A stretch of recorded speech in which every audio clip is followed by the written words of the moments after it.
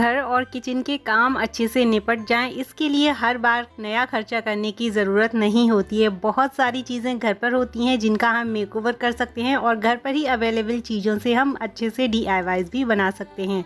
नमस्ते friends, welcome back to the channel. मेरा नाम है नीतू और यहाँ पर मैं घर और किचन से जुड़ी यूज़फुल एंड इंटरेस्टिंग सी वीडियोस लेकर आती हूँ जो बहुत ही प्रैक्टिकल होती हैं हमारी डे टू डे लाइफ में। ऐसी ही है आज की वीडियो, तो स्टार्ट करते हैं। Let's begin. हमारे घरों में बहुत सारी ऐसी पुरानी नोटबुक्स रखी होती हैं जिनका कोई यूज़ नहीं होता और बच्चों की रफ़ नोट्स भी कई सारी ऐसी मिल जाएंगी, कुछ क्लास वर्क नोट्स भी मिल जाएंगी जिनमें बहुत सारे ऐसे ब्लैंक पेजेस मिल जाएंगे। कुछ पेजेस ऐसे होंगे जिस पर सिर्फ एक या दो बार ही लिखा गया है। तो ऐसी ही नोटबुक्स को मैंने कलेक्ट किया है और इनके जो भी पेजेस हैं उन्हें मैं कट कर लूँगी इनमें से। तो अगर आप अपनी किचन में टिश्यू पेपर यूज़ करते हैं, कोई भी ऐसी चीज़ यूज़ करते हैं जो खरीद कर आपको पेपर लाना पड़ता है, तो उससे अच्छा है कि आप इन पुरानी नोटबुक्स का यूज़ करिए। इनके पेपर्स को अपने हिसाब से जो साइज़ रिक्वायर्ड है वैसा कट कर लीजिए और इन्हें आप अपने कैसरोल की लेयरिंग में यूज़ कर सकते हैं। इन्हें नीचे रख दीजिए कैसरोल में और ऊपर से आप कोई भी कपड़ा बिछा सकती हैं रोटी वाला, और इसके ऊपर जब आप अपनी रोटियों को रखेंगी तो रोटियां नीचे से बिल्कुल भी गीली नहीं होंगी और लंबे टाइम तक फ्रेश बनी रहेंगी।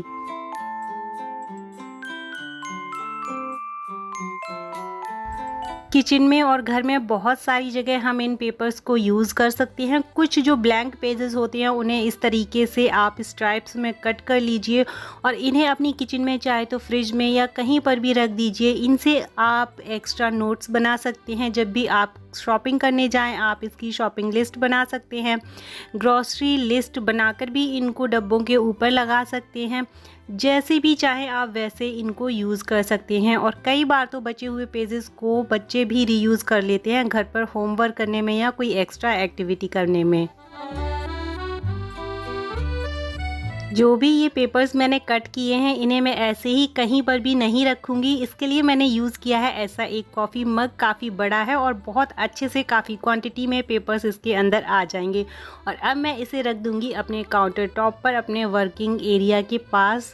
जब भी मुझे ज़रूरत होगी मैं यहाँ से आसानी से इन्हें निकाल सकती हूँ। बजाय कोई टिश्यू पेपर यूज़ करने के मैं इन पेपर्स को ही यूज़ करती हूँ और पुराने कपड़ों को। किचन में कुकिंग करते हुए एप्रॉन एक ऐसी चीज़ है जिसे पहनने से हमारे जो रेगुलर वियर के कपड़े होते हैं वो गंदे नहीं होते। कोई चीज़ स्पिल हो जाए या गंदे हाथ इसमें लग जाए या करछुल या पलटा लग जाए तब भी यही गंदा होगा, कपड़े गंदे नहीं होंगे। बट क्या हो ये सडनली गंदा हो जाए और आपको दूसरे एप्रन की ज़रूरत है, तब आप क्या करेंगे? तो मैंने एक ऐसी पुरानी टॉवल ली है, काफ़ी सख्त हो चुकी है और बिल्कुल यूज़ नहीं होती है, तो किसी और को मैं अभी इसे नहीं दे रही हूँ। फ़िलहाल मैं इसे एज अ एप्रॉन खुद ही यूज़ करूँगी। तो इस टॉवल को मैंने ऐसे वेस्ट पे रैप कर लिया है और एक सेफ्टी पिन से इसे सिक्योर कर दिया है। आप चाहो तो इसमें बेल्ट भी लगा सकते हो और अब ये बहुत ही अच्छा सा एप्रॉन बन गया। कुकिंग करते हुए कोई भी चीज़ अगर स्पिल होगी तो इसी के ऊपर होगी और अगर मैं गीले हाथ वगैरह लगाऊंगी तो इसी में लगेंगे और मेरी ड्रेस बिल्कुल भी गंदी नहीं होगी। तो क्विक सा आइडिया है पुरानी टॉवल को रीयूज़ करने का, आप भी ज़रूर ट्राई कर सकते हैं इसे। बहुत पुराना ये मैट है मेरे घर में और काफ़ी टाइम से मैं इसे यूज़ करती आ रही हूँ, बट इसका कलर काफ़ी ज़्यादा डल हो गया है। लेकिन इसके जो भी थ्रेड्स हैं वो अच्छे से हैं, बुनाई अच्छे से, और 3-4 साल से मैं इसे यूज़ करती आ रही हूँ। तो अब मैं एक पुरानी ही टॉवल लेकर इसका मेकओवर करूँगी। ये टॉवल भी बहुत पुरानी है और रखी हुई थी, यूज़ में नहीं थी, बट ये इसका कलर ऐसा है कि किसी को देंगे तो अच्छा भी नहीं लगेगा पुरानी सी टॉवल देते हुए किसी को। तो इसे मैं यहाँ पर यूज़ करूँगी। सबसे पहले तो मैंने अपने फुट मैट को कवर कर दिया इस टॉवल से और इसे मैं हाथों से ही सुई धागे से अच्छे से उल्टी साइड में सिल के सिक्योर कर दूँगी। टॉवल को मैंने कट नहीं किया है, आप चाहो तो फुट मैट के हिसाब से कट करके भी इसे सिल सकते हो। टॉवल सिलने के बाद मैंने बहुत अच्छे से इसको सिक्योर कर दिया जिससे ये इसमें से निकलेगी नहीं। और इसमें अब जो एक्स्ट्रा धागे निकल आते हैं पुरानी टॉवल्स के अंदर वो निकले हुए थे, तो उन्हें भी कट करके मैं बहुत अच्छे से इसको फिनिशिंग दे दूंगी। और अब ये नया सा फुट मैट रेडी है आपके घर में कहीं भी यूज़ होने के लिए। तो आप अपने मनचाहे तरीके से इसे यूज़ करिए। अभी मैं आपके साथ में शेयर कर रही हूँ एक DIY पेस्ट। तो इसके लिए मैंने लिया है सबसे पहले वॉल पुट्टी, एक किसी भी कटोरी में आप निकाल लीजिए और उसमें ले रही हूँ ऐसा वाइट ग्लू, कोई भी PVA वाइट ग्लू आप ले सकते हो। इसे अच्छे से मिक्स कर लेंगे। कुछ इस तरीके की कंसिस्टेंसी इसकी आनी चाहिए, रनी नहीं होना चाहिए, ऐसा होना चाहिए कि आप फिंगर से इसे कहीं भी अप्लाई करें तो ये ईजिली अप्लाई हो जाए। तो कुछ ऐसा पेस्ट बन गया है।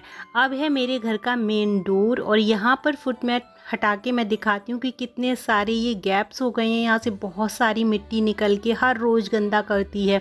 दिन में 3-4 बार मैं यहाँ पे क्लीनिंग करती हूँ, बट फिर भी यहाँ पर इतनी मिट्टी निकल आती है। तो इस तरीके के कोई भी गैप्स आपके घर में हैं या फिर आपकी दीवार में कहीं पर भी कोई क्रैक आ गया है, इस पेस्ट को आप यूज़ करिए और बहुत अमेजिंग रिजल्ट्स आपको मिलेंगे। कहीं पर भी मेरे घर में कोई क्रैक होता है या कोई होल होता है तो मैं इसी पेस्ट को अप्लाई करके अच्छे से सूखने देती हूँ। दोबारा आपको कभी भी यहाँ पर इस तरह का पेस्ट अप्लाई करने की ज़रूरत नहीं पड़ेगी, इसी से काम चल जाएगा। किचन में बर्तन धोते हुए अक्सर हमने नोटिस किया है जो कुकर के लिड्स होते हैं या कढ़ाई के हैंडल के पास या कुकर के हैंडल के पास, किसी भी पैन के हैंडल के पास इस तरह की डिज़ाइन होती है कि वहाँ पर हाथ या स्क्रबर अच्छे से नहीं जाता और रेगुलरली जो हम ब्रश यूज़ करते हैं ये भी बिल्कुल सीधा सा ही होता है, अच्छे से नहीं जा पाता है। तो आज इसका मैं एक क्विक सा DIY आपके साथ में शेयर करूँगी। ये ब्रश एक्चुअली एक टूथब्रश है, नया ही है और मैं इसे ही यूज़ करती थी।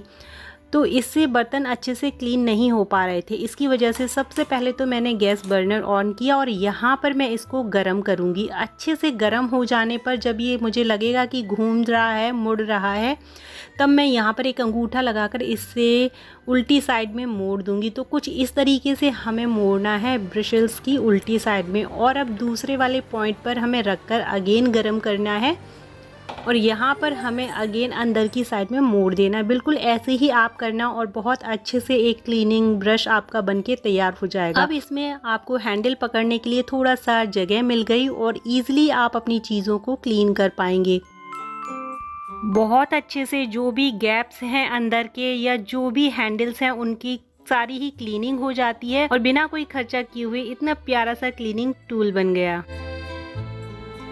अक्सर हमने देखा है कि सर्दियों में या फिर ज़्यादा पानी वाले काम करने से हमारे नेल्स बहुत सॉफ्ट हो जाते हैं और उसके बाद हार्ड होने लगते हैं और टूटने लगते हैं। तो इस तरह की प्रॉब्लम मैंने कई बार फेस की है और इस सब में बहुत ही अच्छा सा काम करता है ऑलिव ऑयल।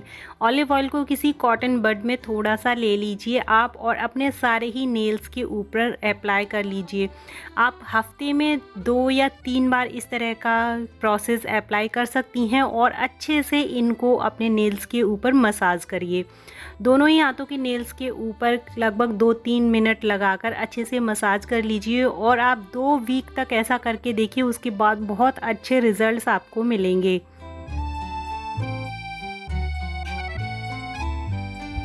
सो फ्रेंड्स, ऐसे ही छोटे मोटे से आइडियाज़ लगाकर मैं अपने घर को कम्प्लीटली रेडी रखने की कोशिश करती हूँ और सारे कामों को मैनेज करके ऑर्गेनाइज रखती हूँ। तो यही था आज का वीडियो। आई होप आपको पसंद आया होगा एंड थैंक्स फॉर वॉचिंग।